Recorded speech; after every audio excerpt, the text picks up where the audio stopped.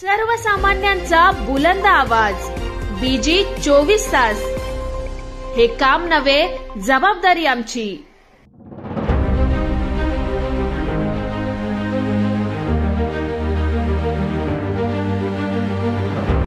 कारवाईचे ग्रामस्थ शिवसेनेमध्ये प्रवेश केला आहे आणि खऱ्या अर्थाने पाहायला गेलं तर रामदास ठोकरे आमच्याशी संपर्क केला. आम्ही त्यांच्या विश्वासावरती इथं आलो आणि भाऊंची भेट देखील झाली आहे.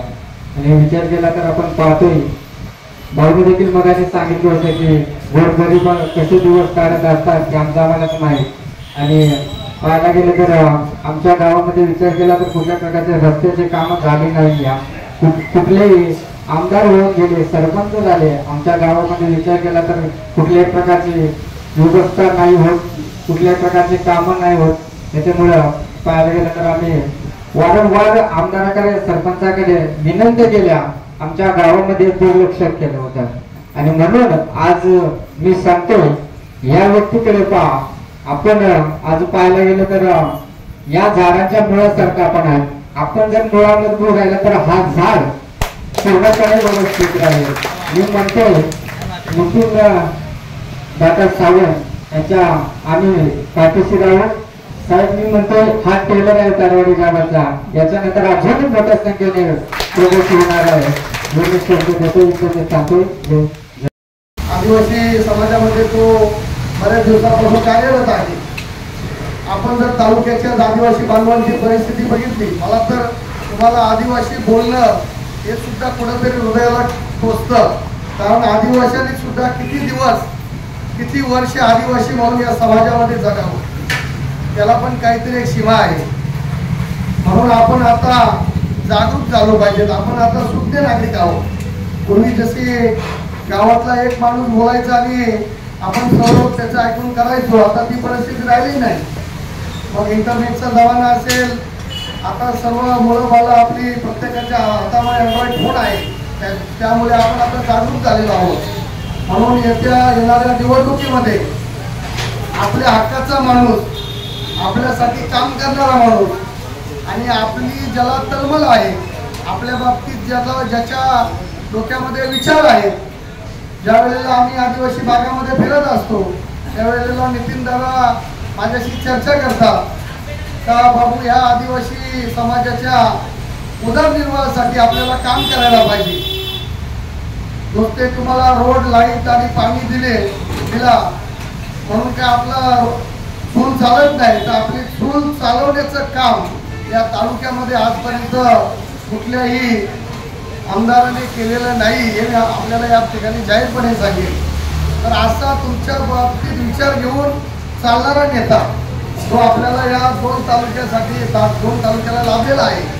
म्हणून येणाऱ्या निवडणुकीमध्ये मी आपल्या सर्व बांधवांना विनंती करेन की आपण जास्तीत जास्त जोमाने काम करून नितीन दादांना या येणाऱ्या निवडणुकीमध्ये विधानसभेमध्ये आपण पाठवाल, त्यात काही तीन मात्र शंका नाही अशी मी आशा.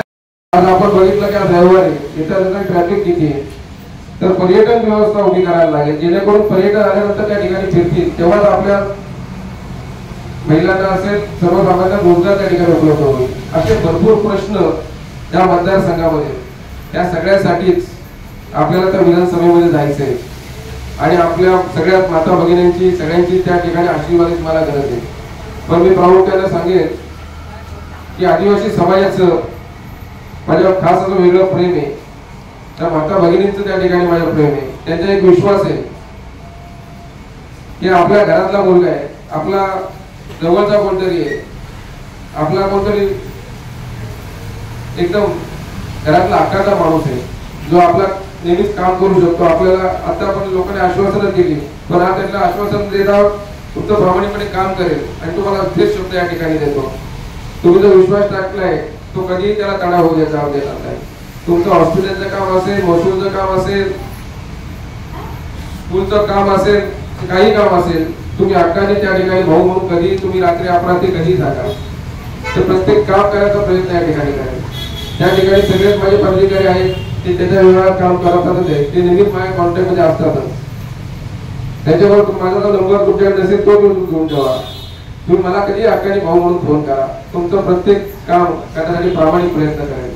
2 महिन्यानंतर तसे सगळेच पालिका या ठिकाणी मार्गदर्शन करताना बोलले की 2 महिन्यानंतर तुम्हाला तुमचा आमदार भेटणार आहे, तुमचा हक्काचा आमदार भेटणार आहे, तुमच्यातला कोणतरी आमदार होणार आहे. तुमच्या कायमस्वरूपी पाण्याचा प्रश्न असेल, कायमस्वरूपी रोजगाराचा प्रश्न असेल, कायमस्वरूपी लाईटचा विषय असेल, या सगळ्या विषय कायमस्वरूपी कसे भेटतील याच्यावरच येणार काम करूया. त्यासाठी तुमचा आशीर्वाद हा बोलायचा आहे.